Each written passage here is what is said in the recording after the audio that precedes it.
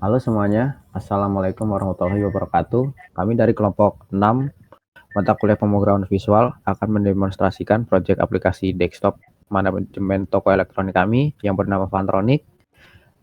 Dan kelompok kami beranggotakan 6 orang, yaitu saya sendiri, Evan Rashid Ega Pratama dengan NPM akhir 1771. Lalu ada Saya Wildan Argia Salma dengan NPM akhir 1781. Saya Fikri Maulana Ahmad dengan NPM akhir 1718. Saya Muhammad Sukun Febriansyah dengan NPM terakhir 1745. Saya Wildan Fadian Nadif dengan NPM 1768. Saya Trianggoro dengan NPM 1772. Nah, aplikasi Fantronic ini dirancang untuk mendigitalisasi seluruh operasional toko elektronik secara struktur. Nah, sebelum kita melihat aplikasinya berjalan, kita bedah terlebih dahulu fondasi data dari sistem ini di PHP MyAdmin. Silakan Wildan Arga Salman dijelaskan. Oke, terima kasih Evan. Di sini saya akan menjelaskan basis data yang melandasi sistem Fantronic. Jadi kami di sini menggunakan database MySQL bernama toko elektronik. Lalu di database MySQL toko elektronik, di situ ada 7 tabel, yaitu barang, barang keluar, barang masuk, kategori barang, pengguna, retur, dan supplier. Untuk masing-masing tabel, mari kita bedah strukturnya. Dimulai dari tabel barang. Oke, di tabel barang di situ ada ID barang, nama barang, ID kategori, harga beli, harga jual, dan stok. Kita lanjut ke tabel barang keluar. Oke, di tabel barang keluar di sini ada nomor keluar, tanggal keluar, ID barang, nama barang, total keluar, subtotal, dan ID pengguna. Lanjut ke barang masuk. Tabel barang masuk. Di tabel barang masuk ada nomor masuk, tanggal masuk, ID barang, total masuk, subtotal, nama supplier, dan ID pengguna. Lalu di tabel kategori barang. Di tabel kategori barang hanya ada dua, yaitu ID kategori dan nama kategori. Lanjut ke tabel pengguna. Oke, di tabel pengguna, di sini ada ID pengguna, nama pengguna, username, password, nomor telepon pengguna, alamat, dan level. Lanjut ke tabel retur.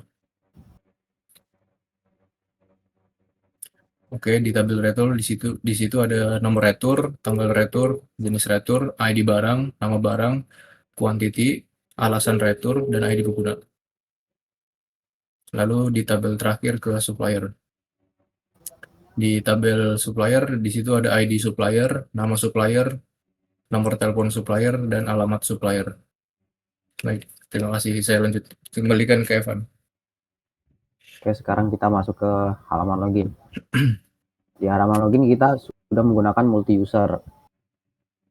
Jadi ada dua level user, yaitu ada admin dan karyawan. Nah, kedua user ini ada akses yang berbeda.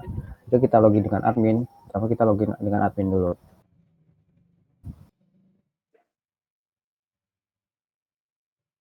Nah, ini tampilan dashboard awal. Di sini kita bisa ubah password jika ingin mengubah password. Nah, seperti yang saya bilang tadi, di admin bisa akses semua menu di aplikasi ini. Jadi mulai dari master barang,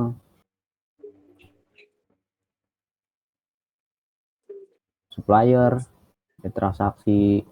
transaksi barang masuk, barang keluar, return, dan laporan barang, laporan barang masuk, laporan barang keluar, laporan stok, dan laporan return.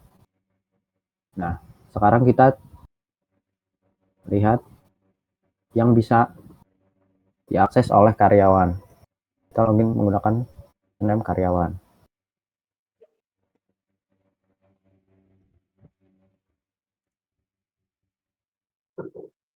Nah, ini bedanya jika kita menggunakan user dengan level karyawan. Kita hanya bisa mengakses data barang saja.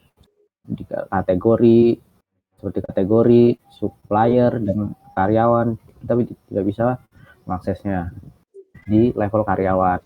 Dan di data barang juga kita tidak bisa menambah, menghapus, atau mengubah barang. Jadi kita hanya bisa melihat datanya saja.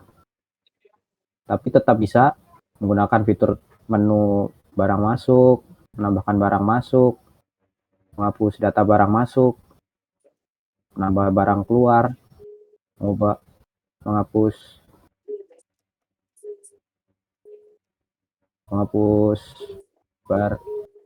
data reter barang, bisa mencetak laporan. Oke, sekarang kita akan dijelaskan oleh teman saya Fikri. Terima kasih ya, Pan. Di sini saya akan mendemonstrasikan item utama pada menu data master. Pertama, form kategori. Form kategori untuk mengelompokkan jenis elektronik. Lalu di sini kita bisa menambahkan data dengan mengklik button tambah. Lalu ada ID kategori. ID kategori di aplikasi kami ini sudah otomatis. Datanya sudah diisi otomatis dari yang terakhir. Jadi tidak akan sama satu sama lain atau bentrok. Lalu ada nama kategori, kita bisa isi dengan TWS. Lalu kita klik simpan. Lalu oke. Maka data akan tersimpan di tabel. Lalu kita bisa juga mengubah data. Misal kita pilih lampu dan penerangan pintar K019. Lalu kita klik ubah. Lalu kita coba ubah, tambah angka 1 saja. Lalu kita klik button perbarui. Lalu oke. Maka data akan diperbarui dalam tabel. Lalu kita juga bisa menghapus data dengan klik yang tadi, pilih satu, lampu penerangan yang pintar, lalu kita klik button hapus, lalu yes, maka data akan terhapus dari tabel. Lalu coba kita pilih lagi satu, apa aja, gadget boleh. Lalu kita klik batal, maka data yang dipilih tadi tidak jadi terpilih. Lalu yang kedua ada form barang sebagai master inventaris produk toko kami. Sama seperti tadi, kita bisa menambahkan data, kita klik button tambah. ID barang sudah seperti yang dijelaskan tadi, sudah otomatis. Lalu nama barang, Vivo, Samsung deh. Harga beli 7 juta.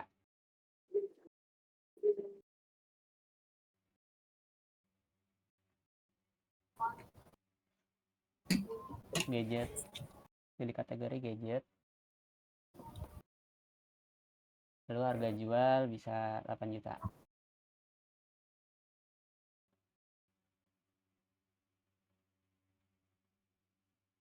Lalu kita klik simpan.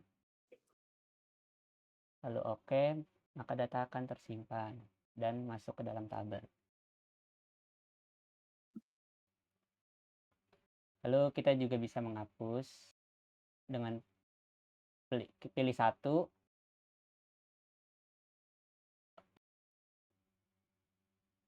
lalu klik hapus,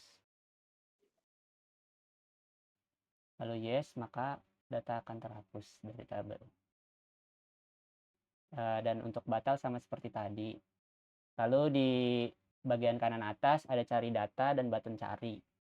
Data ini bisa kita cari berdasarkan semua data yang ada, mau dari ID barang, nama barang, kategori, harga beli, harga jual, dan stok. Contoh kita tulis gadget.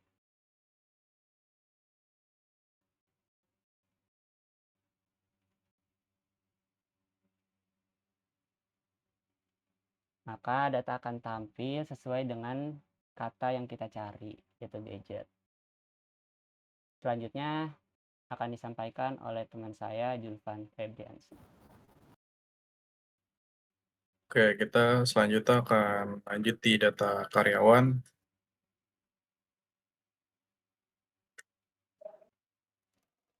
Kurang lebih sama seperti Fikri yang jelaskan tadi, kita tambahkan di data karyawan nama-nama pengguna dan username. Lalu kita misalkan menamakan karyawannya ini karyawan baru Asep gitu. Username-nya Asep 13. Password-nya 13. Nomor teleponnya bebas berapa aja, sesuai nama karyawannya. Lalu alamatnya kita tambahkan di Beji Timur.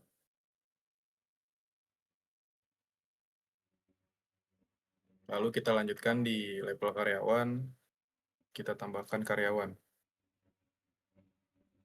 Oke, lanjut kita simpan data karyawannya. Oke, data akan tersimpan. Selanjutnya di sini kita bisa menghapus nama karyawan siapapun. Misalkan nama paling bawah, nama yang tadi, nama Asep, kita coba menghapus, maka data akan terhapus. Oke, selanjutnya kita akan lanjut di data supplier-nya.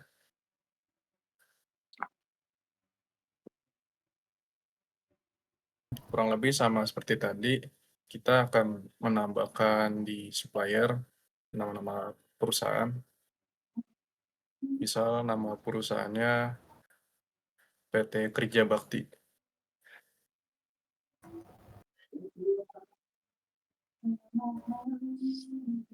Oke, selanjutnya nomor teleponnya juga sama, sesuai nomor PT-nya.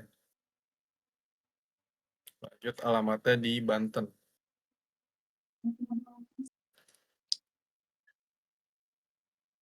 Oke, lanjut data akan kita simpan, maka data akan berhasil tersimpan.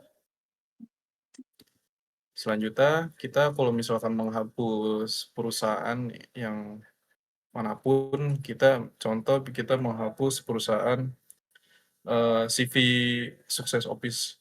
Contoh kita hapus. CV Sukses Office.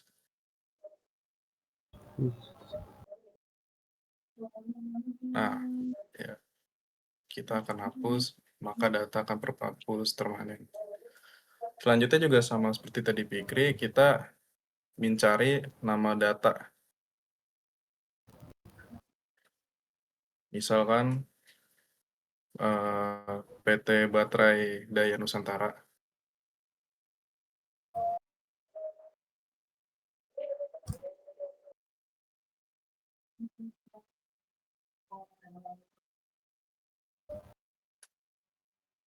Nah, maka akan mencari nama suppliernya berhasil gitu. Oke, selanjutnya kita akan lanjutkan ke rekan saya, Wildan Fadil, di transaksi. Oke, sekarang kita masuk ke menu data transaksi.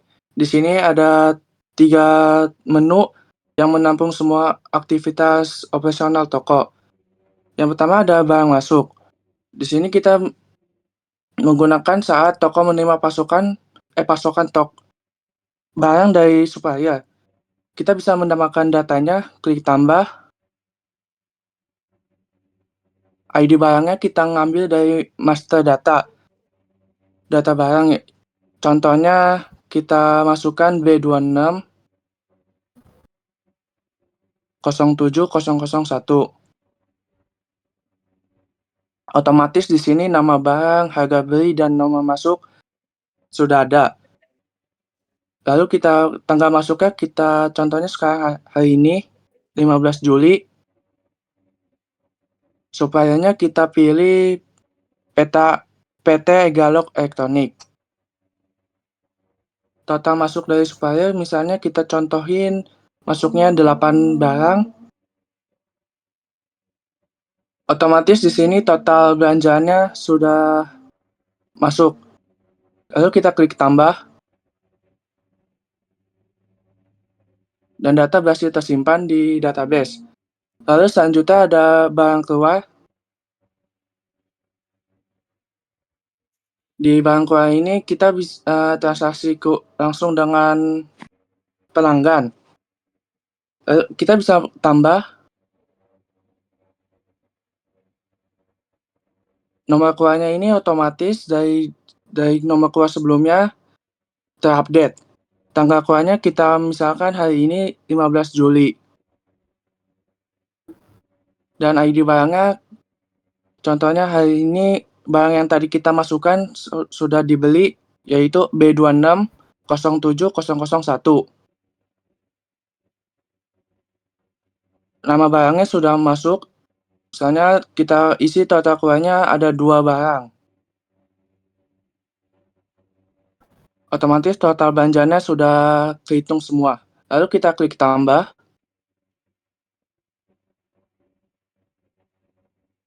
Dan barangnya sudah dikurangi otomatis di database. Selanjutnya ada menu return, itu khusus untuk mencatat barang yang cacat ataupun tidak layak. Kita klik tambah.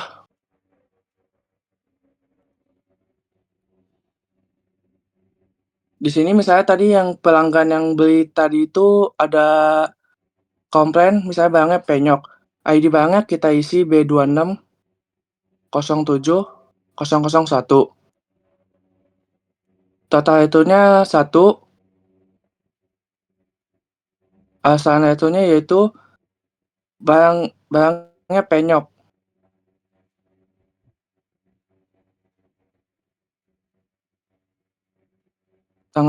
Tanggalnya itu hari ini aja 15 Juli.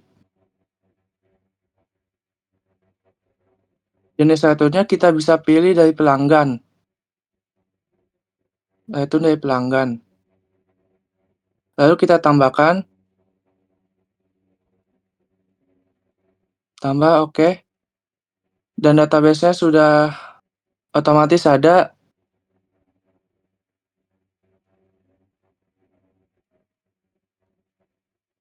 Misalnya kita bisa menghapus database-nya, itu kita pilih salah satu, yaitu apa aja, lalu kita klik hapus.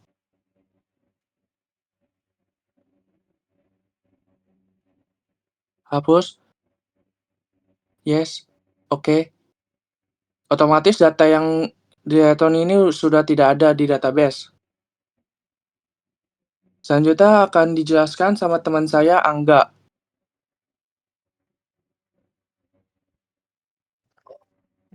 Oke, terima kasih Will dan Padil.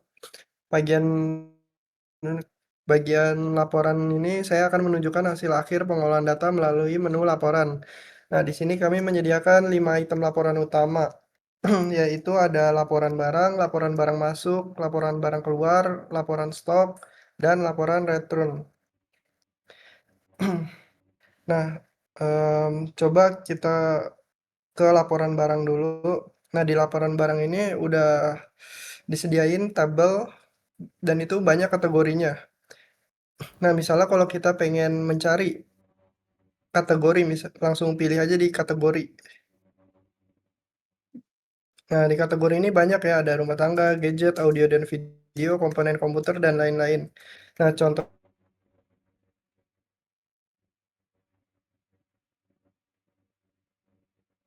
kita bakal ngambil rumah tangga.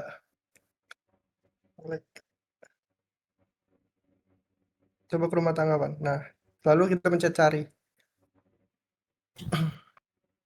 Nah, di sini bakal keluar kategori rumah tangga ya. Lalu kita di sini bisa cetak laporannya. Tinggal pencet cetak. Nah, di sini bakal keluar cetakan laporannya itu lewat Jasper Viewer. Nah, di Jasper Viewer ini kita bisa mengubahnya juga jadi PDF. Itu mencet yang di kiri, terus pencet oke, dan itu kesimpan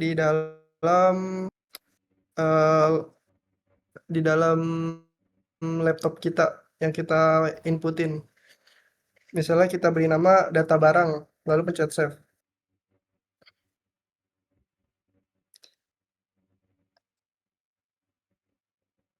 Oke.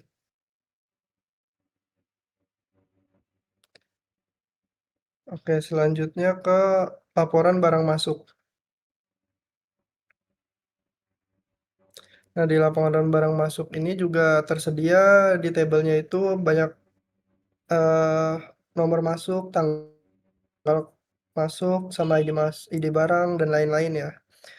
Nah, cara kerjanya itu dari tanggal awal sampai tanggal akhir. Misalnya kita pengen ngelihat eh, penjualan di tanggal awal itu, satu bulan pertama itu, misalnya bulan Juni. Lalu dari tanggal itu pilih bulan Juni, Juli nggak ada Juni. Juni kosong. Juni, Juni pan, Juni. Juni kok. Juni kosong. Nggak ada datanya di Juni. Oh, nggak ada datanya, ya udah berarti Juli ya yang ada ya. Iya. Ya coba bulan Juli tanggal 1 kan. Ya, lalu sampai tanggal saya dipencet tanggal 31 bisa kan. Soalnya kita mau ngelihat total di satu bulan ini. Oke, lalu pencet cari. Nah, sini udah keluar ya, banyak ternyata total penjualan barangnya ini. Nah, di sini juga kita bisa cetak laporannya itu di kiri juga. Nah, di sini juga bakal keluar cetakannya itu dari Jasper Viewer. Ini dicetaknya secara real time ya. Nah, terus bisa ubah juga ke PDF. Nah, itu yang tadi data barang, sekarang ke barang masuk. Lalu mencet save. Oke. Oke, sekarang lanjut ke laporan barang keluar. Laporan barang keluar itu sama aja ya. Jadi dari awal misalnya bulan sekarang juga Juli tanggal 1 sampai tanggal 31 Juli. Juli. Oke, 31 kan. Nah, lalu mencet cari dan sini bakal keluar banyak sekali lah laporan barang keluarnya ya. Nah, di sini kita bisa cetak juga seperti tadi. Tombol cetaknya ada di kiri dan keluar juga laporannya di Jasper Viewer. Dan bisa di-save jadiin PDF. Barang. Oke, save.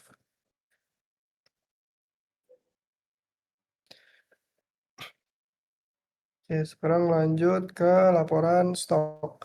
Di laporan stok juga fiturnya sama aja seperti sebelum-sebelumnya. Kita mencari dari bulan pertama, misalnya dari tanggal 1 Juli sampai ke 31 Juli. Dan ini kita pencet cari.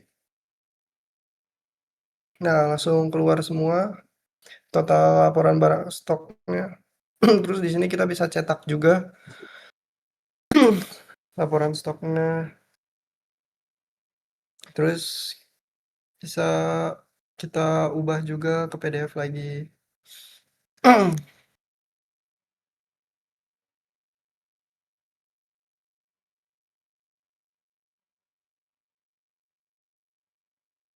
Oke.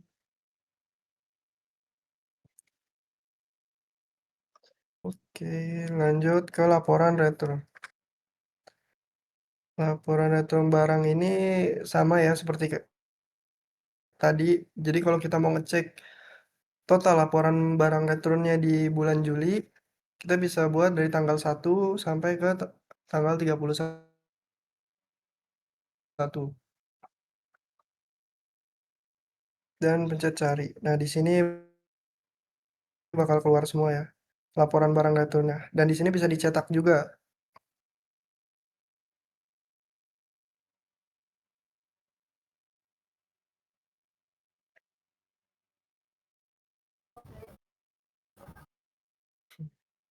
Nah, di situ ada judul laporan barang Letron, terus ada icon tunggu deh, gue mau jelasin dulu.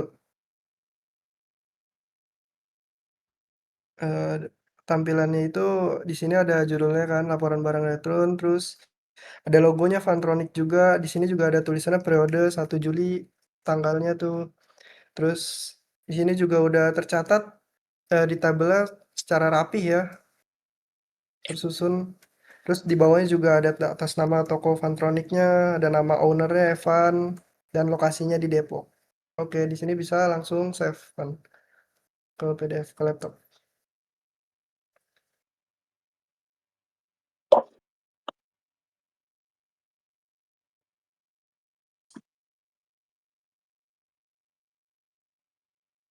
Oke, jadi laporan tadi nggak ada kendala sama sekali ya. Jadi nggak ada errornya, udah berjalan dengan baik. Oke, terima kasih Evan. Oke, terima kasih Angga atas penjelasannya dan teman-teman semuanya. Itu tadi adalah demonstrasi lengkap 7 bagian dari proyek aplikasi Fantronic kami berbasis Java NetBeans yang sudah terintegrasi penuh dengan database MySQL dengan sistem yang terbagi rapi mulai dari database 4 data master, 3 alur transaksi otomatis hingga 5 laporan yang instan. Aplikasi ini siap membantu mengoptimalkan manajemen toko elektronik secara modern dan efisien. Sekian presentasi demonstrasi proyek dari kelompok 6 mata kuliah pemrograman visual. Mohon maaf atas segala kekurangan. Terima kasih atas perhatiannya. Wassalamualaikum warahmatullahi wabarakatuh.